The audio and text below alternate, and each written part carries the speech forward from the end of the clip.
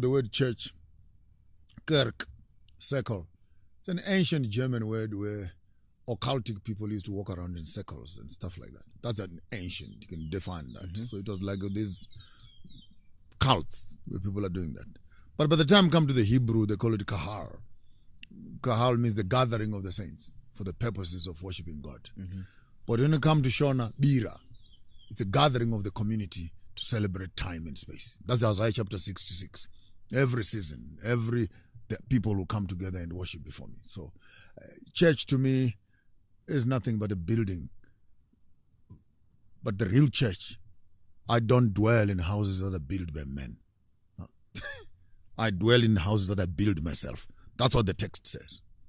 So if you're asking me what is church, maybe I'm talking to the church. You're right. You.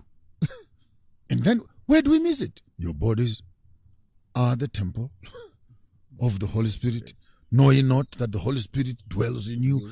So such questions of asking me, what do I think about church? You are a letter that is written. That must be read even by a man that is running out there. When I have met you, I have met the church. So church is not a building. The building is just an address. And God does not dwell in a building.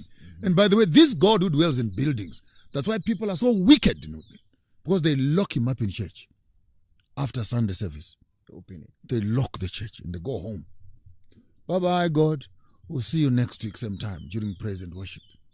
And when they get home, take off their clothes for church.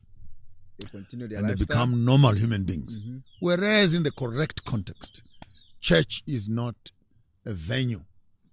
Church is daily experience. And that is African spirituality. Where whether we're eating, it's spiritual. If we are drinking, it's spiritual. Whether we're marrying, it's spiritual. If you're entering a forest, it's spiritual. If you're getting into a river, it's spiritual. So when child is born, it's spiritual. When the moon sits up there, it's spiritual. When the birds sing, a few birds come around your father's house and they start singing. The adults are quickly looking at each other.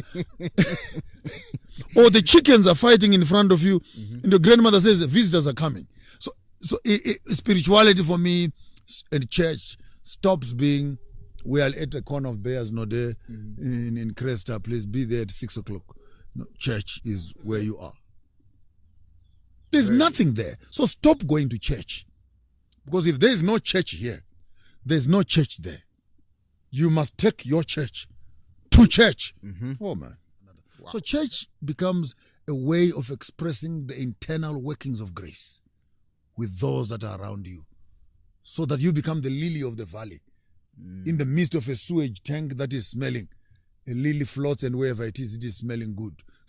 And then they say Jesus is the lily of the valley. It means that there is goodness in the midst of rubbish. There's beautiful aroma in the midst of a strange smell. So being a Christian, therefore, for me, in its totality, if we had understood it, it's being spiritual.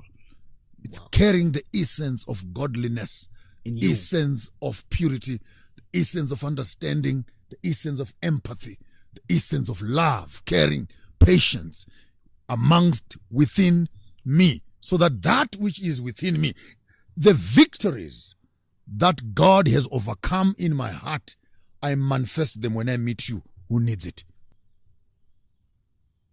Now I get it. You understand what I'm saying? I get it. So when you anger me, you anger the church, but you are overcome by forgiveness, which is an overcome work of grace in me.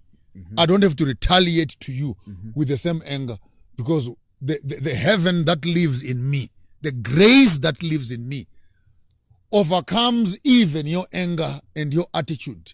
And I treat you with respect because I'm respected here. Yeah.